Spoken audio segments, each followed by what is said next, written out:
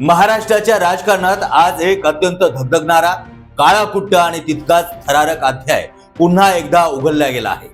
लोकशाहीच्या मंदिरात लोकप्रतिनिधीच्या निष्ठेचा जो बाजार मांडला गेलाय त्याने संविधानाच्या निर्मात्याच्या आत्माला देखील नक्कीच विवळला असेल। एकीकडे गद्दारांच्या पाशवी लालसेचा खेळ आणि दुसरीकडे कायद्याच्या चौकटीला पद्धतशीरपणे सुरुंग लावण्याचं महापाप।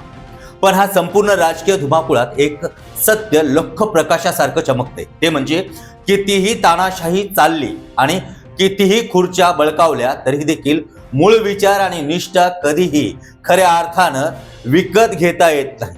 आजचा हा लढा केवळ अरविंद सावंत विरुद्ध लोकसभा अध्यक्ष किंवा ठाकरे विरुद्ध शिंदे असा उरलेला नाही, तर हा लढा थेट देशाचा संसदीय लोकशाहीच्या आत्म्याचा, तिच्या नैतिक मूल्यांचा आणि 10व्या अनुसूचीच्या चिंध्या उडवणाऱ्या प्रवृत्ती विरुद्ध एक ऐतिहासिक धर्मयुद्ध बनला आहे। या संपूर्ण प्रकरणाची सुरुवात कशी झाली हे संपूर्ण महाराष्ट्रानं आणि देशानं उघड्या डोळ्यानं पाहिलं आहे। जेव्हा ठाकरे गटाच्या चिन्हावरती निवडून आलेले 9 खासदार थेट लोकसभेच्या पटलावरती आपला मूळ पक्षच विसरून पडले, तेव्हा लोकशाहीच्या पाठीत खंजीर खुपसण्यासारखी ती पराकोटीची मालिका होती। या 9 पैकी 6 खासदारांनी एकनाथ शिंदे यांच्या गटात स्वतःला विलीन केल्याचा दावा केलाय आणि त्यामागे पडद्याआड काय खेळ चालला होता हे लपून राहिलं नाही।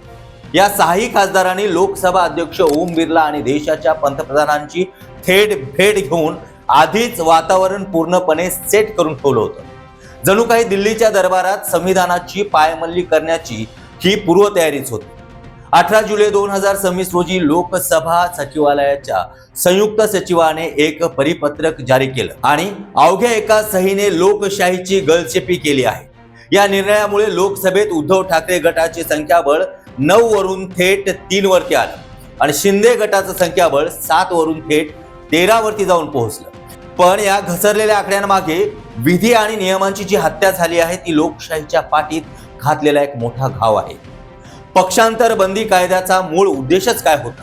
हा कायदा आमदारांच्या आणि खासदारांच्या होणाऱ्या घोडे बाजाराला आळा घालण्यासाठी आणि त्यातल्या त्यात बेईमानीला आणि गद्दारीला लगाम घालण्यासाठी बनवण्यात आला होता। परंतु आज या कायद्याचे इतके विकृतीकरण झालं आहे की मूळ पक्षाला अक्षरशः धाब्यावरती बसून काही मोजकेच खासदार स्वतःचं विलिनीकरण दुसऱ्या पक्षात घोषित करतात आणि लोकसभा अध्यक्ष त्याला कोणतीही सखोल विचार न करता अवलियासारखं मंजुरी देऊन टाकतात।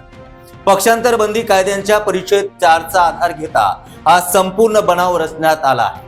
परिच्छेद 4 हा सरळ स्वइच्छेने दुसऱ्या पक्षात जाण्याचा परवाना नाही आहे, तर तो केवळ अपात्रतेची कारवाई सुरू असताना घ्यावाचा एक कायदेशीर बचाव आहे। ज्या संबंधित खासदारांवरती अपात्रतेची कोणतीही कायदेशीर कारवाई प्रलंबितच नव्हती तिथे स्वातंत्र्यपणे विलिनीकरणाचा दावा कसा करू शकतात आणि लोकसभा अध्यक्ष तो दावा कसा ग्राह्य धरू शकतात हा प्रश्न आता देशातील प्रत्येक कायद्याच्या अभ्यासकाला आणि सहज नागरिकाला पडला आहे। या सगळ्या प्रक्रियेमध्ये संविधानाची पायमल्ली कशी झाली याचा पाढा ठाकरे गटाचे वकील कपिल सिब्बल आणि देवदत्त कामत यांनी सर्वोच्च न्यायालयात अगदी सविस्तरपणे मांडला। सर्वोच्च न्यायालयाचे न्यायमूर्ती PS नरसिंह आणि न्यायमूर्ती आलोक आराधे यांच्या खंडपीठासमोर हा प्रश्न आता ऐरणीवरती आला आहे। संविधानाचा किंवा लोकसभेच्या कार्यपद्धतीच्या नियमावरून आणि आर्टिकल 118 नुसार लोकसभा सचिवालयाला आणि संयुक्त सचिवांना कोणतीही राजकीय निष्ठा बदलल्याचा थेट घोषित करण्याचा अधिकारच नाही। अरविंद सावंत यांनी जून मध्ये लोकसभा अध्यक्षांना पत्र लिहून विनंती केली होती की कोणताही निर्णय घेण्यापूर्वी मूळ पक्षाची बाजू ऐकून घ्यावी, त्यांना कागदपत्रे दिली जावीत, परंतु ठाकरे गटाला कोणतीही पूर्वकल्पना न देता त्यांची बाजू जाणून न घेताच हा परस्पर निर्णय लादण्यात आला आहे। हे थेट कलम 14 आणि नैसर्गिक न्यायाच्या तत्वांची पायमल्ली करणार आहे। जर हा निर्णय असाच वैध ठरवला गेला तर भविष्यात कोणत्याही पक्षाचे 2/3 लोकप्रतिनिधी मूळ संघटना तिथेच ठेवून संसदेत किंवा विधानसभेत स्वतःचे वेगळे दुकान टाकतील आणि मूळ पक्षाचा घास ते। मग पक्षांतर बंदी कायद्याचा अर्थच काय उरला? हा कायदा गद्दारांना रोखणारा नाही तर गद्दारांना क्लीन चिट देणारा एक हत्यार आता सध्या बनला आहे।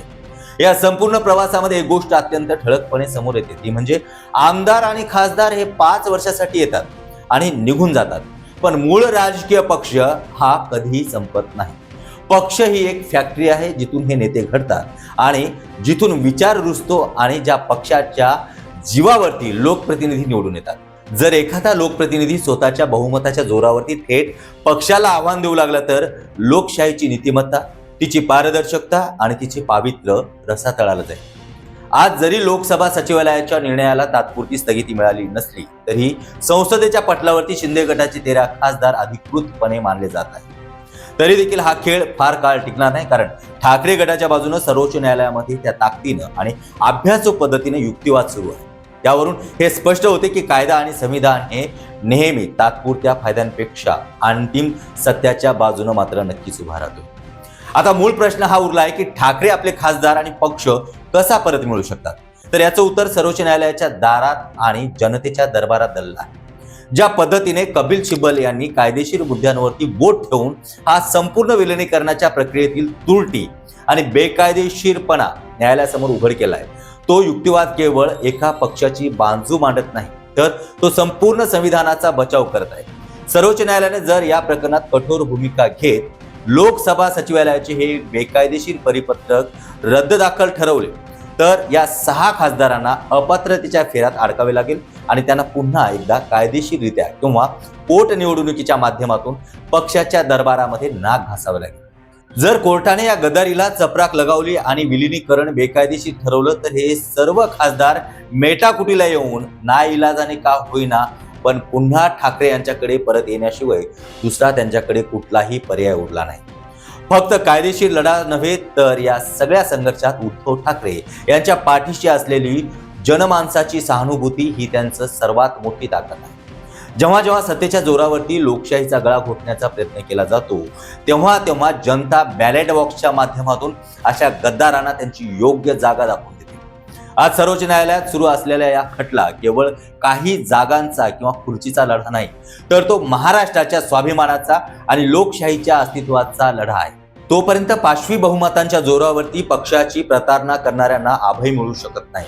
तर हा लढा जरी दीर्घकाळ चालणारा असेल तरीही याचा शेवट आता सत्याच्या आणि विचारांच्या विजयानेच होणार, यात काही शंका नाही।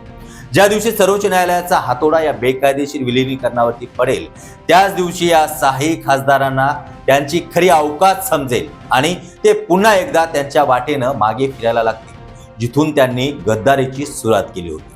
आणि तेव्हाच खऱ्या अर्थाने शिवसेना पक्ष आणि चिन्ह हे पूर्ण ताकदीने उद्धव ठाकरेंच्या पाठीशी अधिकृतपणे उभे राहील, कारण पक्षाची आणि विचारांची खरी मालकी ही गद्दारांकडे नसून सामान्यांच्या विश्वासावरती चालणाऱ्या मूळ नेतृत्वाकडे असतं।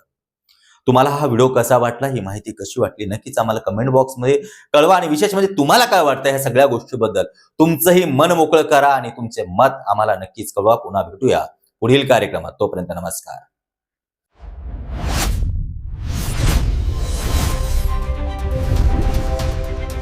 महासागर न्यूज।